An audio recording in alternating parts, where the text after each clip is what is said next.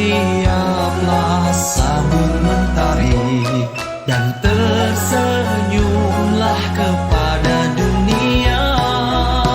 Ayo, ayo kita saling bergandengan tangan. Ayo, ayo jadilah penggerak kebaikan.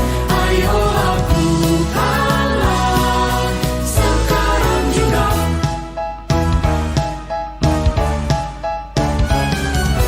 Mulailah saat ini, jangan tunggu lagi.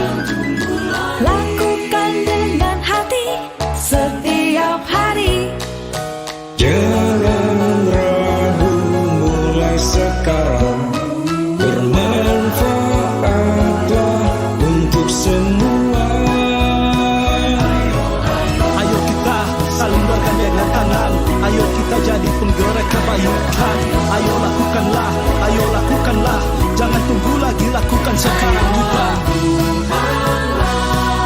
Sekarang juga. Ayo, ayo kita saling bergandengan tangan. Ayo, ayo jadilah penggerak kebaikan. Ayo lakukanlah. Ayo lakukanlah. Ayo lakukanlah.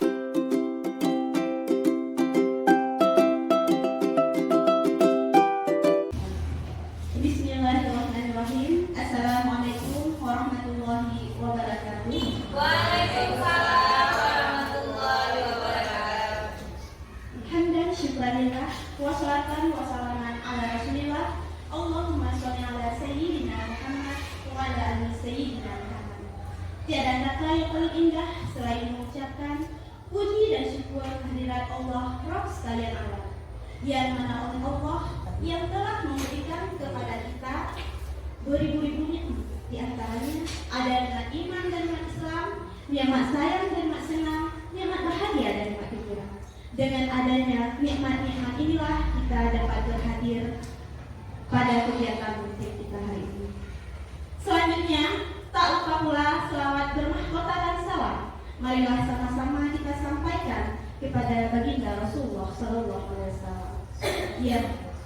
Yang mana oleh beliau yang telah menghijrahkan kita dari alam kebodohan ke alam yang berilmu pengetahuan.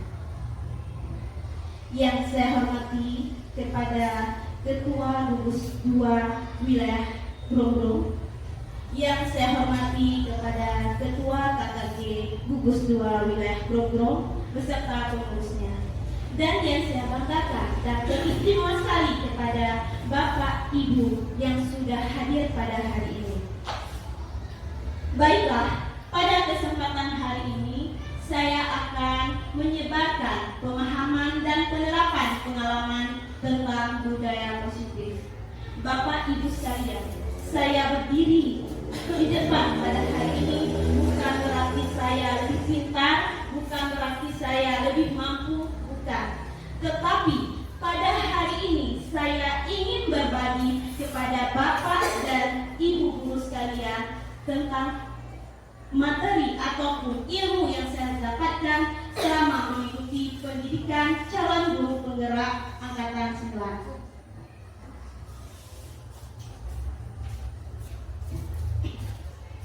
Baik Bapak Ibu sekalian, saya sangat berharap sekarang ini sudah dibuka calon guru penggerak angkatan 11 ya. Saya sangat berharap Ibu Bapak guru semuanya bisa mewakili wilayah kita pada angkatan 11. Banyak sekali ilmu yang kita dapatkan di guru penggerak ini, Bu. Di antaranya ilmu-ilmu yang mungkin yang baru. Bu, kan kalau untuk memperoleh ilmu kan kita bisa ikut pelatihan daring. Di YouTube banyak. Beda, karena saya sudah mengalaminya. Apalagi ini kan saya biologi. Ketika materi tentang pemikiran, yaitu bagian-bagian dari otak, saya dapatkan materi itu dari guru penggerak, Bu, bukan dari pelajaran biologi saya. Padahal kan sangat kental biologi dengan hal tersebut. Makanya banyak sekali ilmunya. Kemudian mungkin saya sedikit paham tentang apa kegelisahan Bapak dan Ibu sekalian kenapa tidak mengikuti CGP. Mungkin salah satunya karena takut tidak mengerjakan tugas, tidak bisa siap tugas pada waktunya, kemudian tidak bisa membagikan waktu. Mungkin itu suatu problem ya yang sering terjadi. Kenapa kita kurang antusias untuk mendaftar di calon guru penggerak? Bapak Ibu sekalian, mungkin kalau minggu pertama kita mengikutinya, jujur kita merasakan iya. Tetapi setelah kita lebih lanjut memahami materi yang di sana pendidikan, 2 minggu, 3 minggu selanjutnya, kita sudah bisa melakukan manajemen waktu, Bu. Insya Allah waktu dengan keluarga dapat, pendidikan berjalan dengan lancar. Mudah-mudahan kedepannya ada perwakilan dari wilayah kita yang bisa bergabung di pendidikan calon guru penggerak angkatan 11. Amin, Bu ya. Semangat ya penting. Karena menurut saya ada 2, Bu. Cuma ada 2 modal utama. Apa itu? Yang pertama itu yakin. Kita harus yakin pada diri kita sendiri, Bu, bukan karena dorongan orang lain. Boleh dorongan orang lain, tetapi kita harus berbuat dengan keyakinan kita sendiri. Kemudian yang kedua, ada bisa Canva. Nyana jangan Bu. Bu, kami nggak bisa Canva. Bu, teman-teman saya yang mengikuti guru penggerak angkatan 9, khususnya pada kelompok saya, ada Bu yang nggak bisa Canva pertama sekali.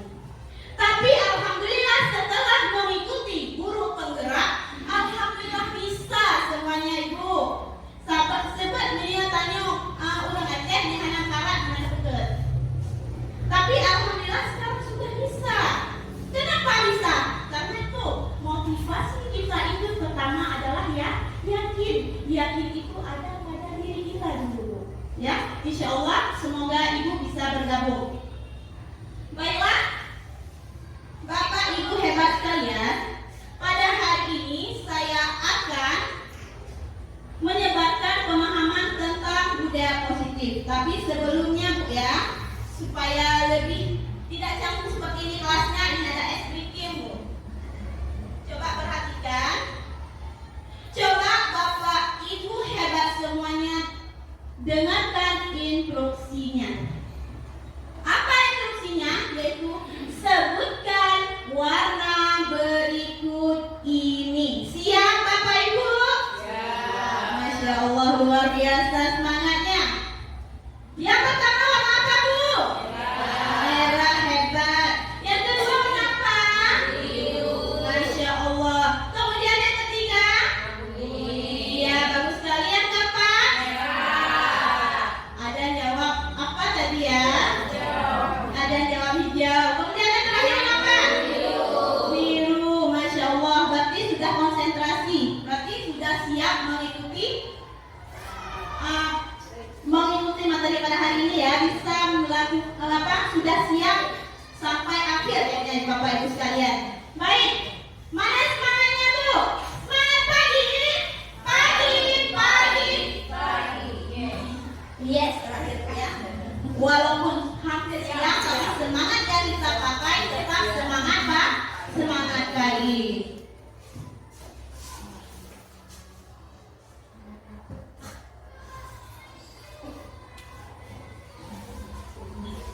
Bapak Ibu sekalian, pada hari ini saya akan menyebarkan budaya positif. Setelah Ibu melihat dan mendengar apa yang ada di pikiran Ibu ketika mendengar kata budaya positif.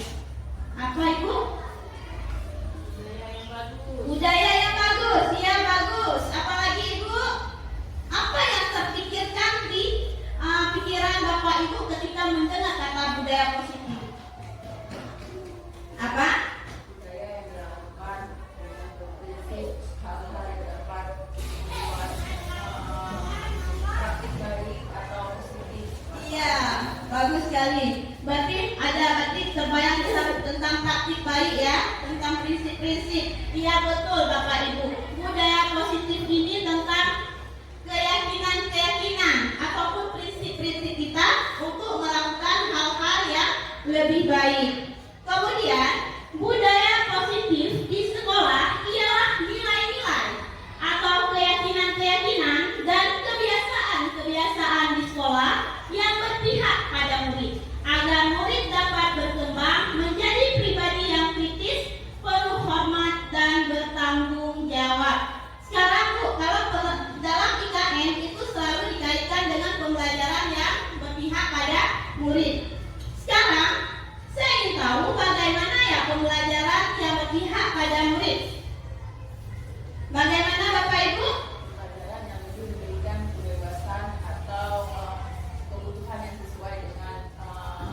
ingat siapa? Iya, betul sekali. Yaitu kita sebagai guru memberi kebebasan kepada si anak pada pembelajaran berpihak pada murid. Pembelajaran ini lebih ke student center, Bu, yaitu murid sebagai pelaku utamanya dalam istilahnya.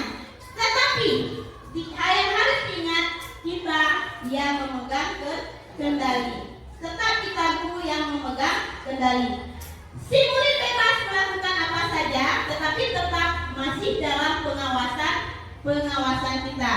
Bu, menurut Ki Hajar Dewantara ini lebih tinggi lagi. Ki Hajar Dewantara mengatakan bahwa kita seorang guru itu harus menghamba kepada murid, tetapi harus kita garis bawahi tetap pada hakikatnya kita menghamba kepada Allah. Dalam artian apa? Kita sebagai guru harus bisa menjadi fasilitator yang baik bagi murid-murid kita. Seluruh kepentingan murid, seluruh kebutuhan murid kita harus bisa memenuhinya. Mungkin nanti akan ada pada slide selanjutnya.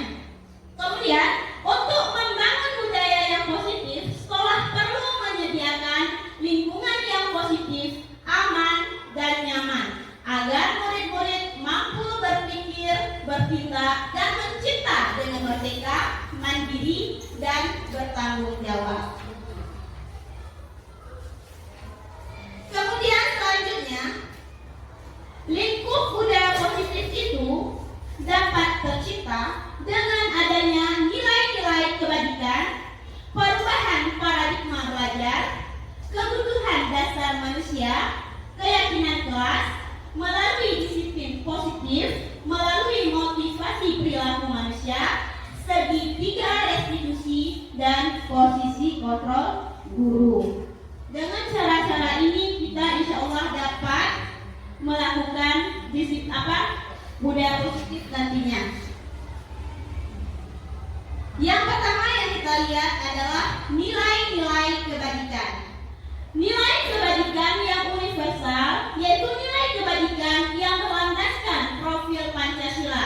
Bu, sekarang kalau IKN itu setiap pembahasan itu hasil akhirnya tetap belajar profil Pancasila. Apa yang harus dihasilkan yaitu menjadi murid yang berprofil Pancasila. Itu hasil akhirnya, Bu. Walaupun caranya berbeda, tetapi tetap tujuannya yaitu sama. Apa saja 6 karakter profil pelajar Pancasila, Bapak Ibu? Apa saja? Iya, yang pertama ada beriman bertakwa kepada Tuhan Yang Maha Esa dan berakhlak mulia. Kemudian yang kedua ada apa, Ibu? Iya, benar sekali, ada mandiri. Yang ketiga, iya, berkebinekaan global.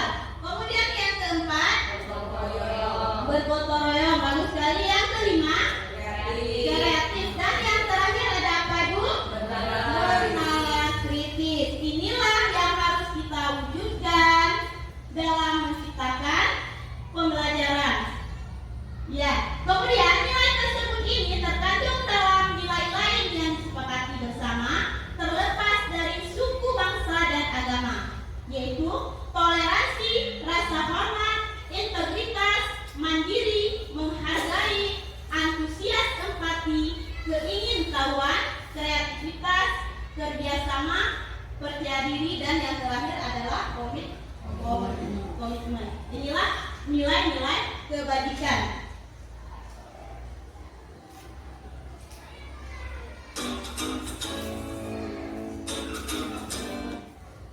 Sekarang ini ada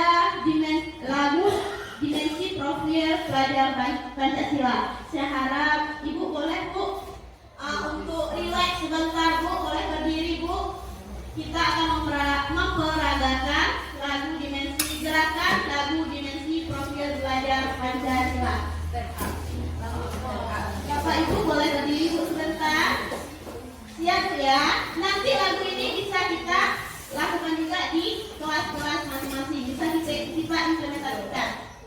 Siap ya.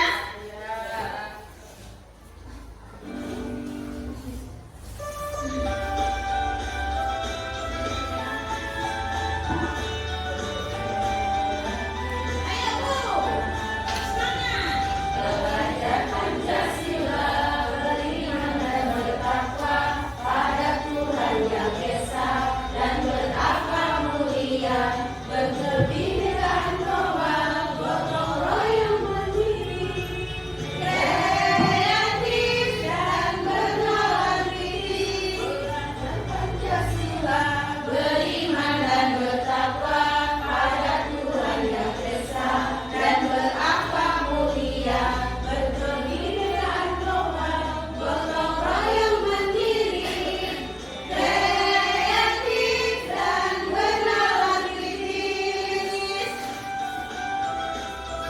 Allah sekali Bapak Ibu ya. Nanti bisa nih lagu ini diimplementasikan di sekolah masing-masing. Baik, terima kasih Bapak Ibu, silakan duduk kembali. Selanjutnya, budaya positif dapat kita wujudkan dengan perubahan paradigma belajar, yaitu pembelajaran dengan paradigma baru. Pembelajaran dengan paradigma baru merupakan pembelajaran yang dirancang berdasarkan prinsip pembelajaran berdiferensiasi, sehingga pada peserta didik belajar sesuai kebutuhannya berdasarkan tahap perkembangan sesuai teori psikologi modern untuk mewujudkan profil belajar Pancasila. Bu, apapun strategi yang digunakan tetap akhirnya yaitu mewujudkan peserta didik yang berprofil belajar Pancasila.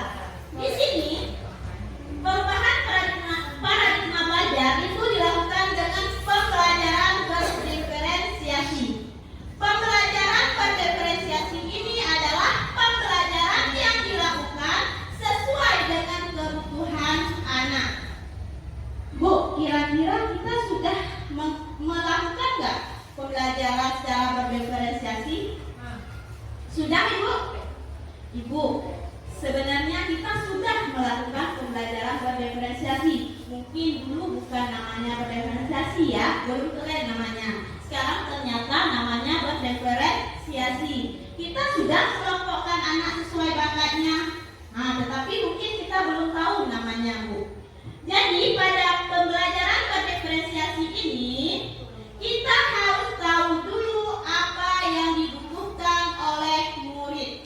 Bagaimana cara kita mengetahui apa yang dibutuhkan murid? Yaitu dengan penilaian diagnostik, yaitu penilaian awal.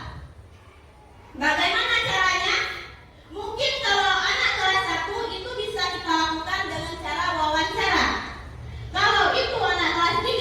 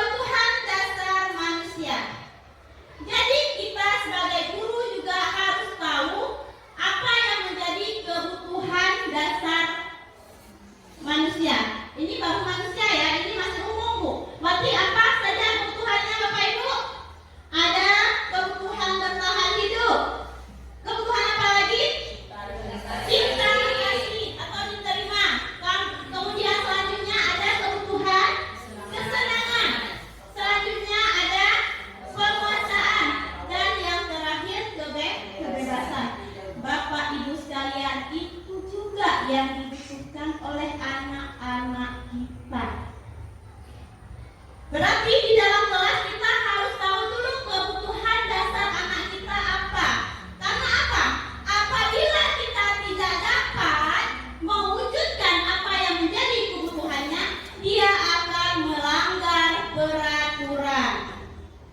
Contohnya, apabila pembelajaran kita ini mungkin membosankan, bisa saja anak tersebut lari-lari. Kenapa?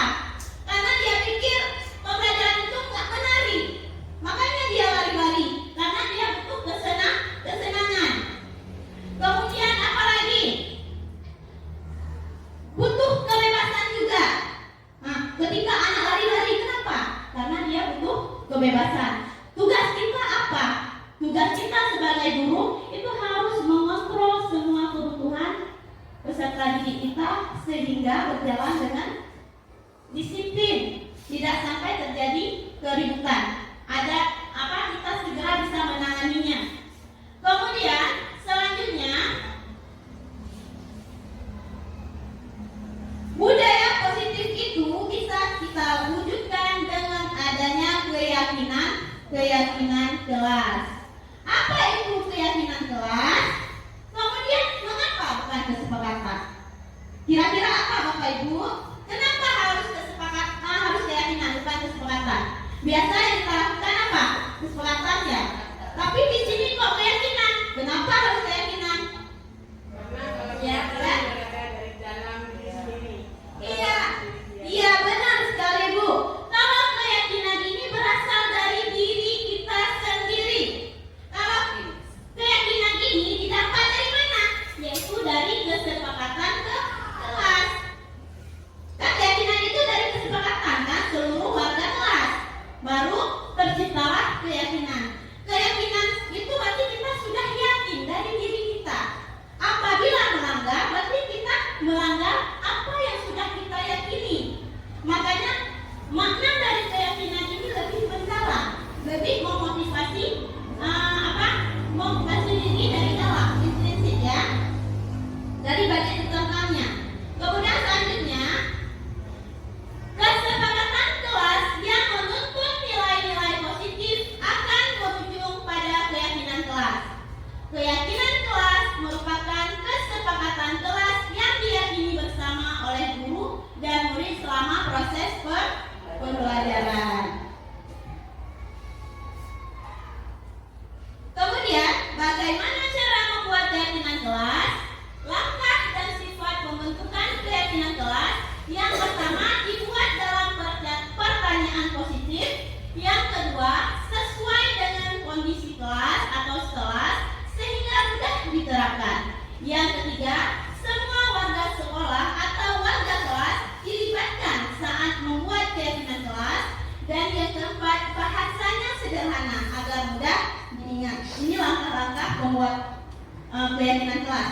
Jadi pertama Ibu kan kalau membuat keyakinan kelas, kalau misalnya kelasnya udah kelas 3 ke atas, kelas tinggi, itu bisa menggunakan kertas plano ya.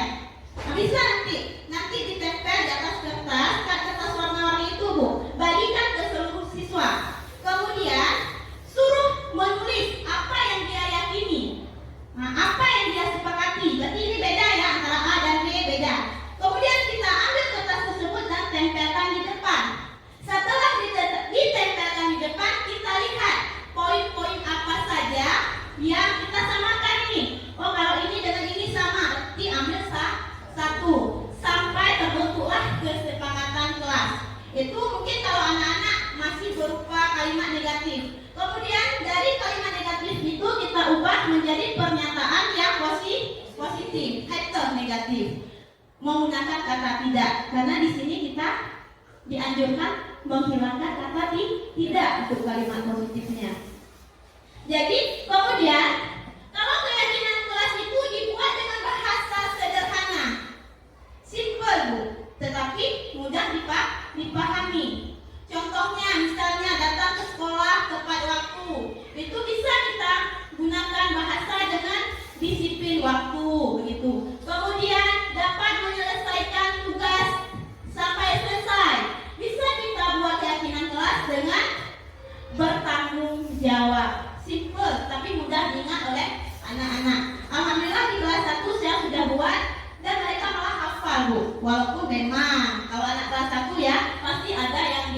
dilanggar. Tetapi kan ini kita mau budayakan, apa pelan-pelan saja Bu, tidak usah yang ini kali, pelan-pelan saja ya, sebagai pembiasaan.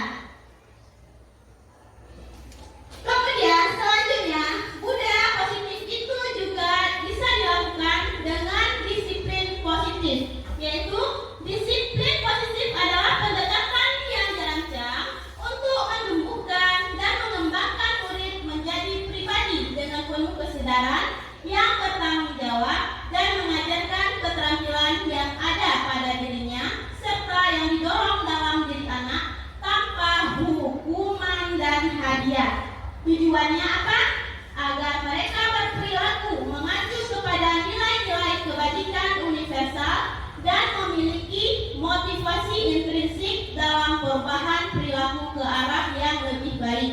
Jadi, budaya positif selanjutnya dapat kita lakukan dengan disiplin positif.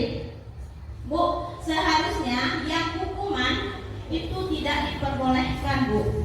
Tetapi ada juga ini yang ada juga hukuman itu sejenis hukuman, tetapi yang yang membimbing.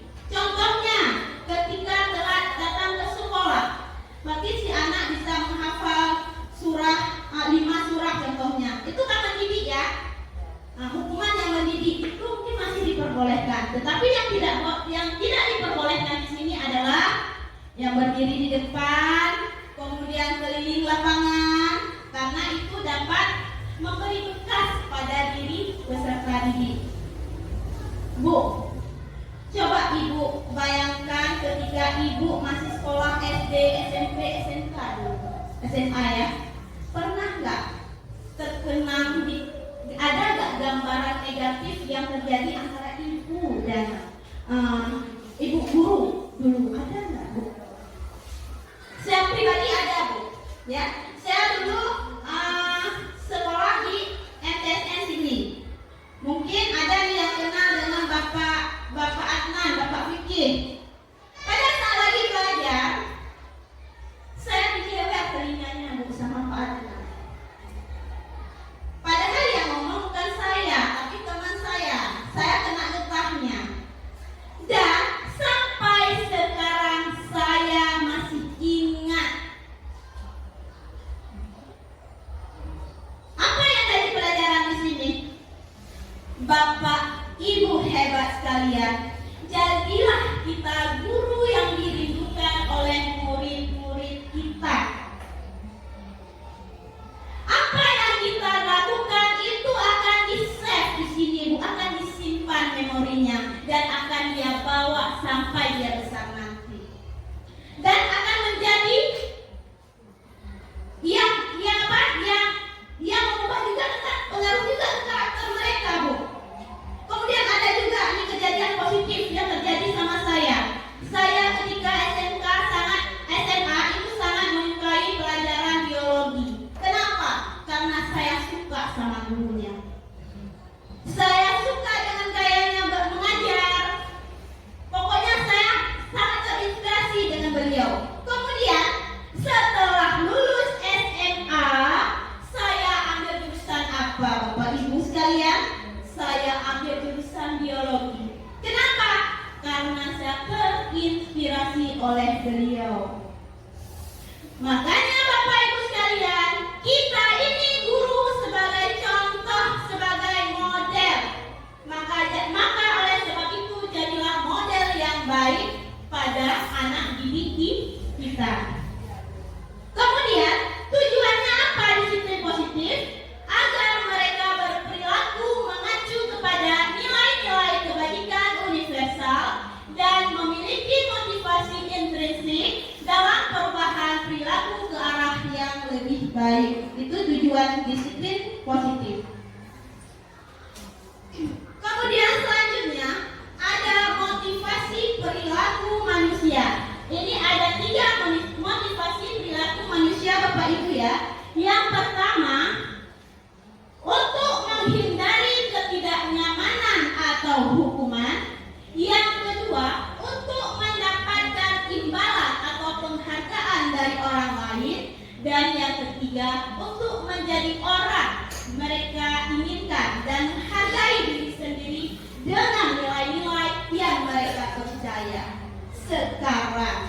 kira-kira Bapak Ibu, kita berada di motivasi yang mana? Sebelum ke anak dulu, kita sebagai guru dulu Bu, kita kira-kira berada di motivasi yang mana? Sebagai contoh Bapak Ibu ya, kita pergi sekolah tepat waktu. Sekarang ada pinjer ya. Kita pergi sekolah itu atas keinginan kita sendiri atau takut telat di pinjernya nanti nggak terbaca. Bagaimana Bapak Ibu? Ataupun kita pergi sekolah karena takut nanti kalau telat ditegur sama kepala sekolah. Yang mana Ibu? Menurut ibu-ibu nih?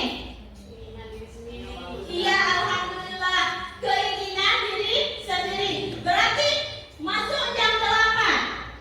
Kita ke sekolah jam 8 kurang 15. Bukan karena kita takut dengan hukuman atau teguran dari kepala sekolah, tapi berasal dari diri kita sendiri. Begitu juga dengan anak didik kita, Bu. Yang dianjurkan di sini, kita bisa memotivasi anak untuk menjadi orang yang mereka inginkan dan menghargai diri sendiri dengan nilai-nilai yang mereka percaya. Itu yang harus kita tanamkan pada peserta didik. Mudah? Tidak, Bu. Tidak semudah yang kita bayangkan, tapi kita sebagai guru harus berusaha. Karena ini dari dalam, enggak instan, langsung jadi enggak.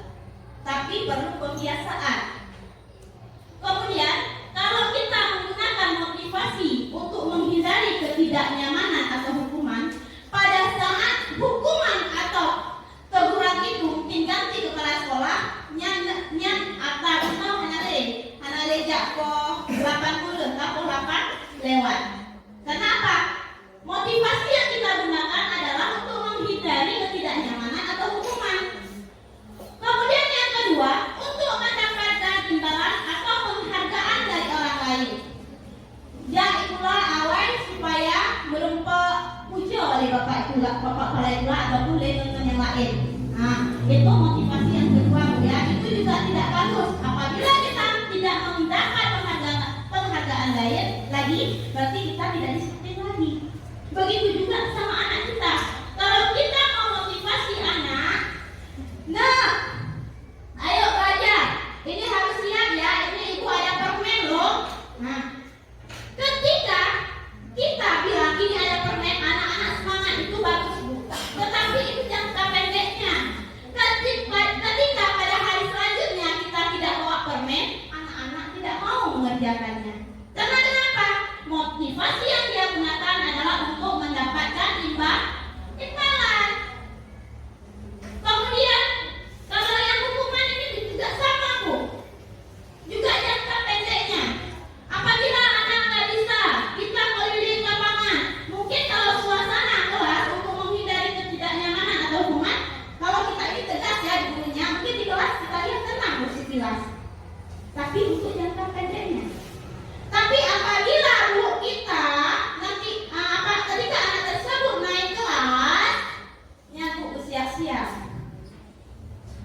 Karena anak ini kan belum, dia ini di kelas misalnya di kelas 2. Di kelas 2 dia belum mendapat kebebasan karena gurunya terlalu tegas, takut dia. Dia nurut Bu, nurut. Tetapi apabila ketika naik di kelas 3, ini dia ingin bebas Bu, luar biasa nanti tingkahnya lagi. Kenapa? Karena motivasinya itu untuk menghindari hukuman. Jadi di sini yang dianjurkan yaitu untuk menjadi orang yang mereka inginkan, yang ujung ibu, ya.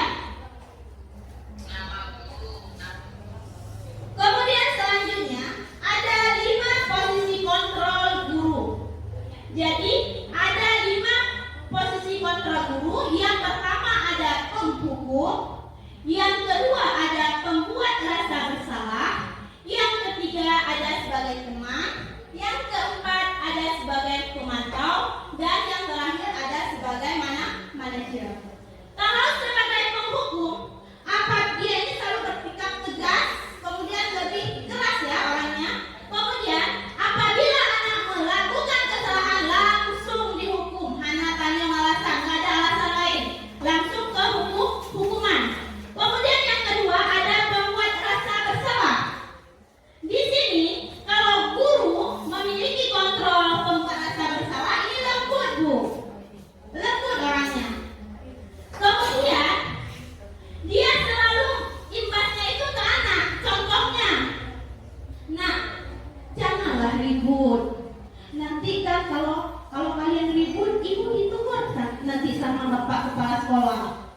Jangan ribut ya.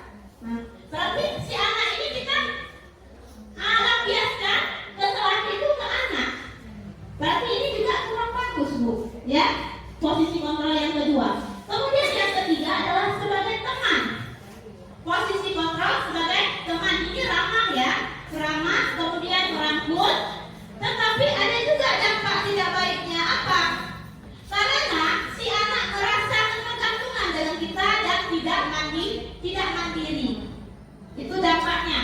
Kemudian yang keempat adalah posisi kontrol sebagai pemantau. Di sini guru selalu mengingatkan anak-anak dengan peraturan-peraturan yang ada di sekolah, selalu memantau. Dan yang terakhir adalah posisi kontrol manajer. Inilah posisi kontrol yang dianjurkan. Inilah posisi kontrol yang disarankan, yaitu manajer, yaitu kita sebagai tutornya, ya.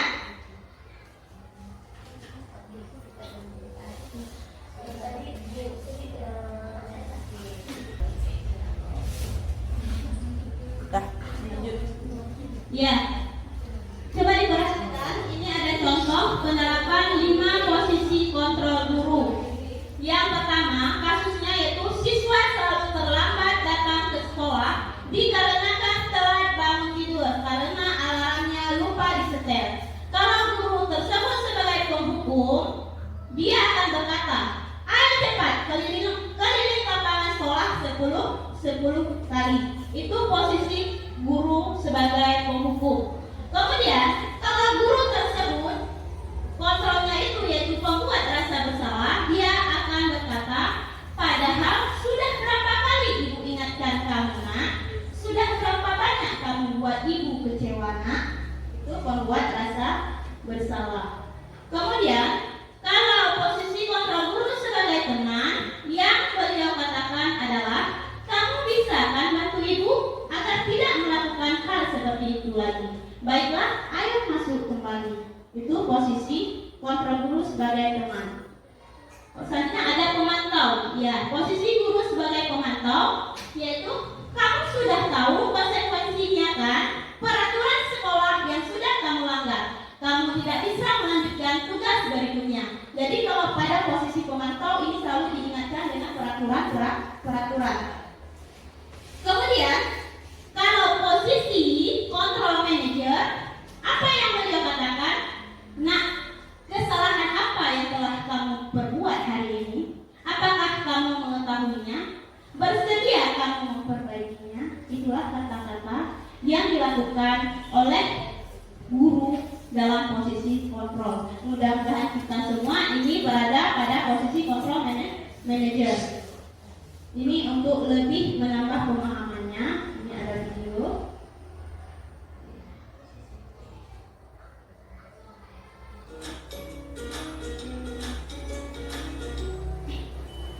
Salam bahagia Ibu dan Bapak Guru hebat. Dalam penerapan disiplin positif restitusi, salah satu program yang dikembangkan adalah 5 posisi kontrol. 5 posisi kontrol dalam restitusi adalah proses perjalanan seorang pendidik agar dapat mengenali dirinya. Pada video kali ini, kita akan membahas tentang 5 posisi kontrol yang dikembangkan oleh gaya Gosen dan contoh penerapannya.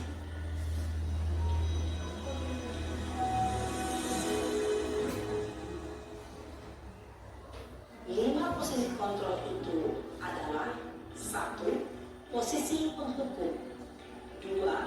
Posisi pembuat merasa bersalah. 3. Posisi teman. 4. Posisi pemantau atau monitor. Dan 5. Posisi manajer.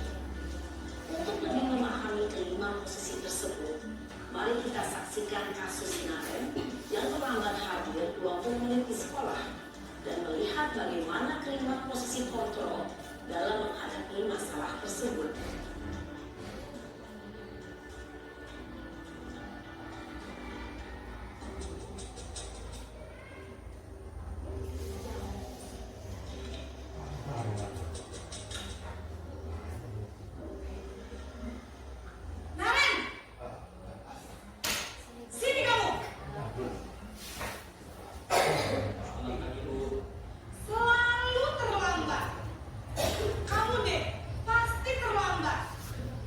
Bu, saya Apa? Apa coba? Alasan kamu apa lagi? Kapan sih kamu tidak terlambat? Malas sekali ya kamu jadi anak. saya Dasar pemalas. Gak kapok-kapok sih kamu. Sudah berapa kali terlambat? Sana, kamu keliling lapangan basket 2 kali. kenapa saya harus keliling lapangan basket, Bu? Kenapa? Kamu melawan ibu. Berani-beraninya jawab. Sudah terlambat, masih berani jawab pula. Sekarang, keliling lapangan basket 5 kali sekalian. Biar kapok. Cepat. Pergi sana ke lapangan basket. Posisi penghukum biasanya berbicara dengan nada tinggi, menghardik, menunjuk-nunjuk, menyakiti, dan menyindir. Hukuman bisa berupa fisik maupun psikis. Ibu dan bapak guru hebat. Dampak yang terjadi pada murid ketika guru berada pada posisi penghukum adalah murid cenderung akan memberontak, bahkan menyimpan dendam.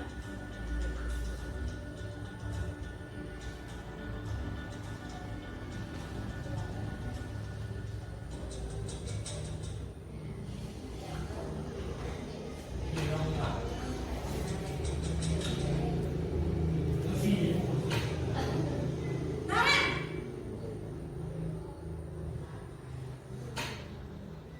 Selamat pagi, Bu. Naren! Kamu kenapa terlambat lagi, nak? Ya Tuhan, Naren. Kamu senang ya bikin ibu susah ya? Kalau kamu terlambat lagi, nanti ibu yang ditegur bapak kepala sekolah, nak. Disangka ibu tidak bisa membina kamu.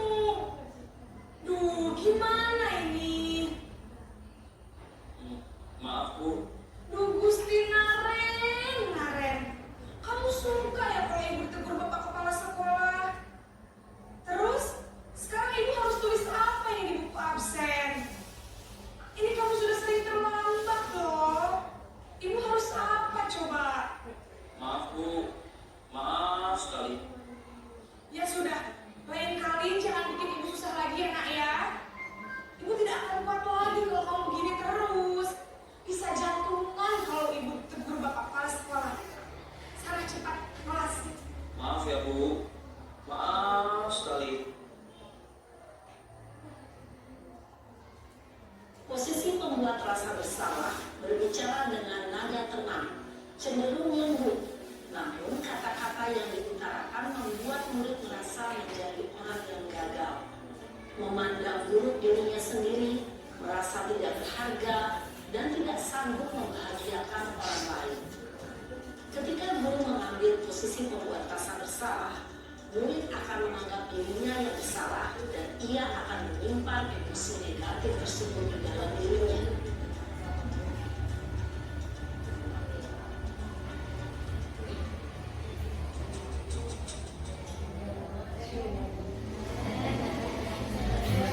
Ini posisi guru sebagai teman, Bu, ya. Naren!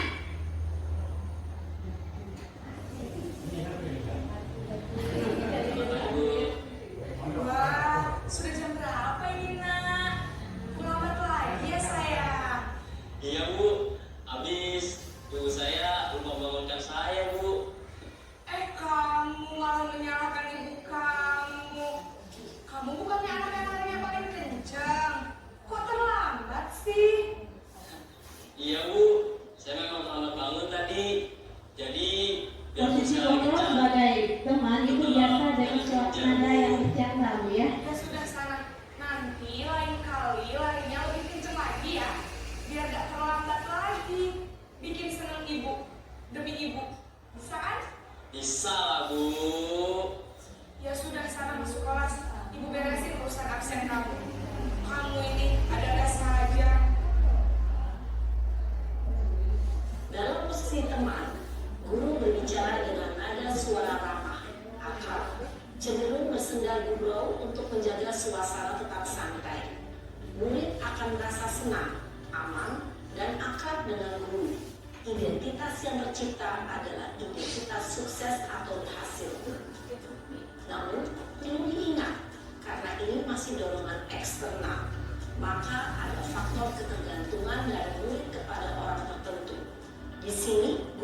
dosennya, sehingga di lain waktu murid bisa berperilaku baik, namun hanya kepada orang-orang tertentu saja.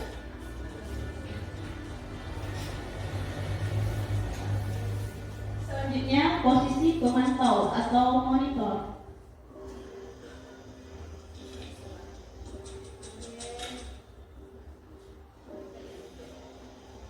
Naren,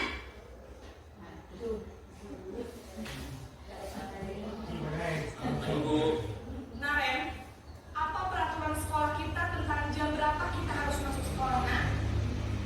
kita harus di sekolah jam 7, Bu. Iya betul, sekarang sudah jam 7.20. Naren sudah tahu konsekuensinya jika terlambat hadir. Paham, Bu. Saya harus tinggal kelas pas jam istirahat selama 20 menit. Iya benar, konsekuensinya demikian. Jadi nanti jam 9.30 pas istirahat, kamu harus tinggal di kelas, kerjakan tugas tambahan untuk ketertinggalan kamu, ya? Baik, Bu. Posisi pemantau mengandalkan penghitungan atau data untuk mengontrol murid. Guru mengarahkan murid berdasarkan peraturan dan konsekuensi.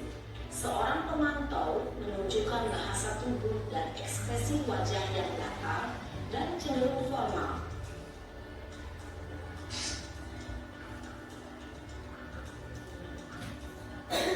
Selanjutnya yaitu posisi manajer. Posisi ini yang sangat dianjurkan kepada kita sebagai guru.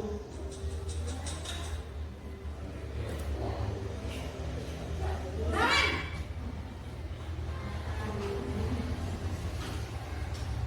Selamat pagi, Bu.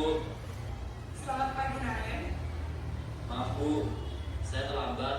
Iya, sekolah masuknya jam 7, sekarang sudah jam 7.20. Jadi sekarang bagaimana ini Naren? Maaf, Bu. Saya lupa setel alarm saya semalam. Baiklah, menurut kamu, keyakinan sekolah yang mana yang perlu kamu tingkatkan? Menghargai diri sendiri dan orang lain mungkin, ya, Bu. Setuju. Jadi, apakah Naren meyakini prinsip saling menghormati tersebut? Iya, Bu. Saya meyakininya.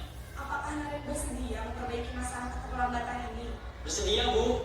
Bagaimana kamu akan memperbaiki masalah keterlambatan ini? Saya akan coba untuk tidak lupa menyetel alarm saya, Bu. Baik, kalau Naren lupa menyetel alarm di rumah, ada orang yang kira-kira bisa bantu mengingatkan tidak? Ada, Bu. Kakak saya, Kak Emma. Ada lagi selain Kak Emma? Selain Kak Emma, ada ibu saya. Baik, jadi yang mengingatkan Naren adalah Kak Emma dan ibu kamu ya? Kira-kira akan mulai start alarm kapan nih Naren? Setelah pulang sekolah, akan segera saya lakukan. Baik, jadi Naren akan setel alarm untuk bangun besok pagi dan akan diingatkan oleh kakak dan ibunda Naren ya. Ada lagi yang mungkin perlu dilakukan Naren agar tidak terlambat bangun lagi. Tidak ada, Bu. Baik Naren, terima kasih untuk kerjasama kamu. Sekarang kamu perlu kembali ke kelas untuk belajar. Baik, Bu. Terima kasih. Posisi manajer adalah posisi kontrol yang disarankan untuk membimbing murid memiliki sikap disiplin yang positif, yaitu murid yang mandiri, bertanggung jawab, dan dapat memecahkan masalah. Tujuan dari posisi ini adalah agar murid dapat berefleksi atas tindakannya. Guru akan dengan tulus memberikan pertanyaan-pertanyaan bermakna, sehingga membuat murid dapat belajar dari kesalahannya dan mencari sebuah solusi untuk menyelesaikannya. Ibu dan Bapak guru hebat, setelah mengamati dan kelima posisi kontrol tadi, kira-kira posisi mana yang paling ideal? Posisi mana yang dapat menunjang motivasi prinsip murid? Ya, tentu posisi manajer. Posisi ini memang posisi ideal yang ingin dituju setiap pendidik. Pada posisi inilah, guru dapat menerapkan disiplin positif yang berpihak pada murid, yang memerdekakan murid. Perjalanan seorang pendidik tentunya tidak mudah untuk sampai pada posisi seorang manajer. Namun, tujuan kita pasti, yaitu menciptakan murid-murid yang mandiri, merdeka, dan bertanggung jawab. Semoga penggambaran 5 posisi kontrol yang telah diperlihatkan ini dapat menjadi ajang refleksi bagi kita semua agar dapat terus mengasah dan menerapkan disiplin positif yang memerdekakan murid. Mari terus berlatih dan bersemangat. Selamat menerapkan. Salam dan bahagia Ibu dan Bapak Guru. Hebat. Kira-kira Ibu, dari 5 posisi kontrol tadi, kira-kira kita berada di posisi yang mana, Bu? Kalau sekarang, penghukum, pemberi rasa bersalah, teman, pemantau, ataupun manajer? Manajer. Alhamdulillah, berarti Ibu sudah ini ya, sudah paham betul nih posisi mana yang memang bagus untuk kita terapkan di sekolah masing-masing. Karena kalau posisi manajer ini kita bisa mencari alasan kenapa tidak langsung mengecap siswa ya, tapi mencari alasan kenapa siswa tersebut melakukan kesalahan, kemudian apa yang akan dilakukannya. Berarti dia sendiri yang mencari solusi untuk dalam kesalahan tersebut. Selanjutnya, tadi ini berkaitan Bu ya, posisi kontrol guru sebagai manajer ini itu dilakukan melalui segitiga restitusi. Kalau ada masalah, kalau kita sebagai manajer akan menyelesaikannya melalui segitiga restitusi. Apa itu segitiga restitusi? Yaitu proses menciptakan kondisi bagi murid untuk memperbaiki kesalahan mereka sehingga mereka bisa kembali pada kelompok mereka dengan karakter yang lebih kuat. Kemudian dalam segitiga restitusi itu ada tiga tahapan ya. Yang pertama adalah menstabilkan identitas, yang kedua ada validasi tindakan yang salah, yang ketiga menanyakan keyakinan. Yang pertama berarti kita sebagai guru menstabilkan identitas dulu Bu, enggak langsung ngecap bahwa dia salah dan dihukum, enggak Bu, tapi harus menstabilkan identitas dulu. Bagaimana caranya? Kita menanyakan kepada peserta didik kita ataupun kepada murid, apa yang telah kamu lakukan? Apakah yang kamu lakukan itu suatu masalah? Kemudian ketika dia menceritakan apa yang terjadi, kita langsung bilang, mungkin semua orang itu pernah melakukan kesalahan. Orang melakukan kesalahan itu manusiawi. Tetapi di sini bagaimana kita belajar dari kesalahan tersebut? Kita harus menstabilkan identitas dulu. Kemudian baru validasi tindakan. Bagaimana? Kenapa kamu telat sekolah pada hari ini? Kita tanya alasan si murid. Mungkin dia ada alasan tertentu sehingga dia terlambat ke sekolah. Kemudian menanyakan keyakinan kelas. Setelah validasi tindakan yang salah, kita menanyakan keyakinan. Apakah kamu masih ingat dengan keyakinan kelas? Keyakinan mana yang engkau langgar? Setelah murid tersebut menyebutkan keyakinannya, kemudian kita dorong lagi. Apa solusi yang harus kamu lakukan supaya besok tidak terlambat ke sekolah lagi? Berarti si murid ini yang menemukan solusinya sendiri. Kita sebagai guru hanya sebagai tutor saja, ada manajer, mengontrol. Yaitu segitiga restitusi. Langkahnya yang pertama menstabilkan identitas, yaitu teori kontrol. Kita semua akan melakukan hal terbaik yang bisa kita lakukan. Kemudian yang kedua, validasi tindakan yang salah, yaitu semua perilaku memiliki alasan. Semua anak memiliki alasan tertentu kenapa dia melakukan. Kemudian yang ketiga, menanyakan keyakinan, yaitu kita semua memiliki motivasi internal. Maka oleh sebab itu setiap kelas itu harus mempunyai keyakinan kelas. Contoh skenario penerapan segitiga.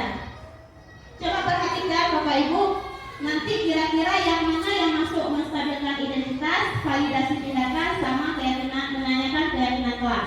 Mira yang tidak mengerjakan tugas Selasa siang, Pak Andi tidak mengajar pelajaran bahasa Indonesia di kelas 8B karena harus mengikuti rapat penting di kabupaten.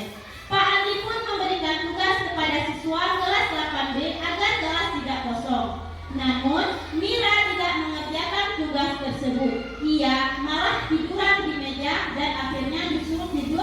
Tuhan. Akhirnya saat mengumpulkan tugas, Mira tidak mengumpulkan tugas. Keesokan harinya, saat mengoreksi tugas, Pak Andi menemukan satu anak yang tidak mengerjakan tugas, yakni Mira. Padahal berdasarkan buku presesi, hari itu Mira masuk sekolah. Saat istirahat, Pak Andi pun memanggil Mira untuk klarifikasi. Yang pertama, Mira, selamat pagi Pak Andi. Selamat pagi. Coba dibaca Ibu, kira-kira dari percakapan ini yang mana yang masuk ke dalam menstabilkan identitas dulu yang pertama Bu? Yang mana Bu? Iya boleh. Apa lagi? Ada lagi Bu? Yang menstabilkan identitas. Berarti kita nggak langsung membuat si anak itu rasa bersalah. Kira-kira di mana Bu? Bapak Ibu? Yang mana? Ya, yang lain ada Bu? Menstabilkan identitas. Ya, Mira, semua orang pernah melakukan kesalahan, termasuk Pak Andi. Namun, setiap tindakan kita pasti ada alasannya. Nah, itu masuk ke menstabilkan identitas. Karena semua orang pernah melakukan kesalahan, jadi nggak langsung mengecap bahwa si Mira ini salah. Kemudian Pak Andi ini terus melanjutkan ke validasi tindakan. Apa yang beliau katakan? Kira-kira mengapa kamu tidak mengumpulkan tugas? Itu sudah ke validasi tindakan. Kemudian yang terakhir adalah menanyakan keyakinan. Setelah Mira menjawab alasannya, kemudian Pak Andi mengingatkan kembali tentang keyakinannya. Kamu masih ingat keyakinan kelas kita? Itu merupakan tahap apa Ibu, Bapak Ibu? Tahap apa? Menanyakan keyakinan. Benar sekali Bapak Ibu. Berarti sudah mengerti ya. Jadi ada pun yang dapat disimpulkan pada hari ini, yaitu disiplin positif dapat diterapkan apabila guru memiliki standar kepribadian profesional dan sosial yang baik. Guru mampu melakukan refleksi diri yang baik dan dapat memposisikan diri pada posisi kontrol yang tepat. Sebagai yang telah dinyatakan oleh Ki Hajar Dewantara, hendaknya guru menjadi among ataupun manajer yang menuntun murid-muridnya menjadi insan yang mandiri, merdeka, dan bertanggung jawab. Jadi ini inti dari pembahasan kita pada hari ini. Bu, sebelum kita tutup, saya ingin menanyakan, kira-kira apa yang sudah Ibu pahami tentang materi pada hari ini?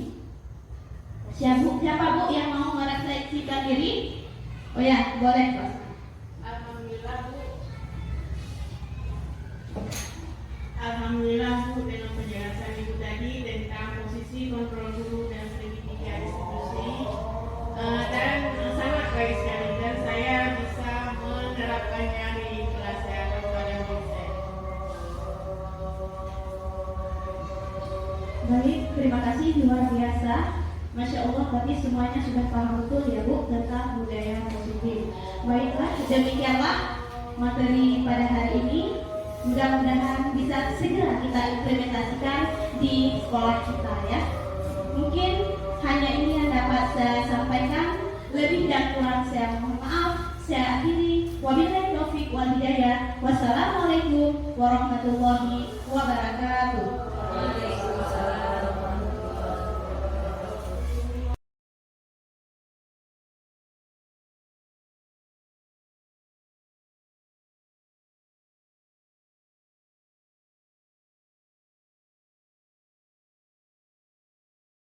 Bapak Ibu ya.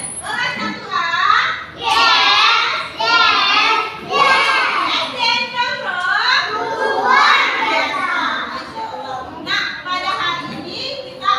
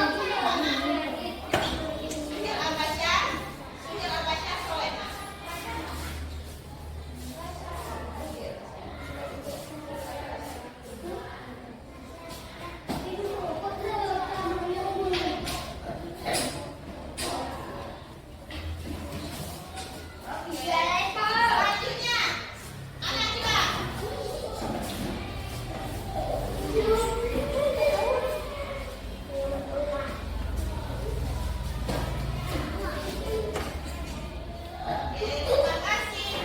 Selanjutnya,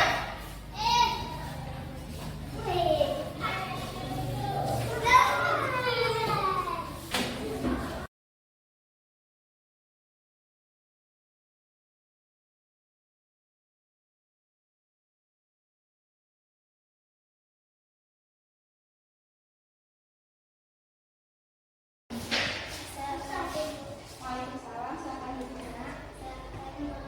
Selamat pagi, Mukra. Mukra tahu nggak kenapa Mukra tadi ke sini, Nak?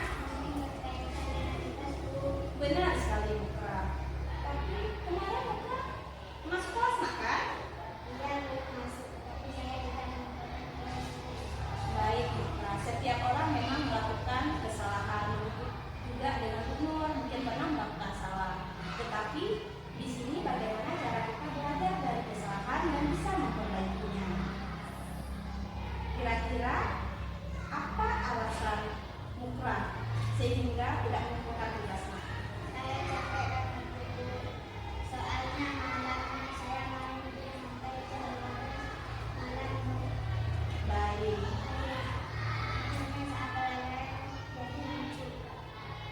baik, terima kasih Mukra. Mukra masih ingat tentang keyakinan kelas kita? Kira-kira keyakinan mana yang Mukra longgarkan?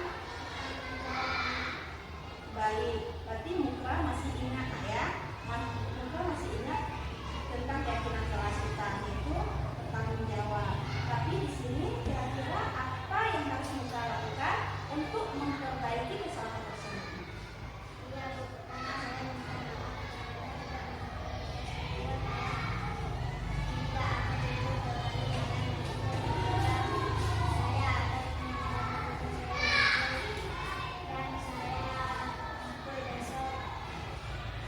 Baik, terima kasih. Untuk apresiasi ya sikap dari Mukra luar biasa. Berarti setiap kita memang melakukan kesalahan tidak benar ataupun Mukra. Dan di sini alhamdulillah Mukra sudah memperbaikinya dan sudah menemukan solusinya. Mudah-mudahan ke depannya tidak mengulang kesalahan yang sama ya. Untuk sekarang boleh kembali ke kelas.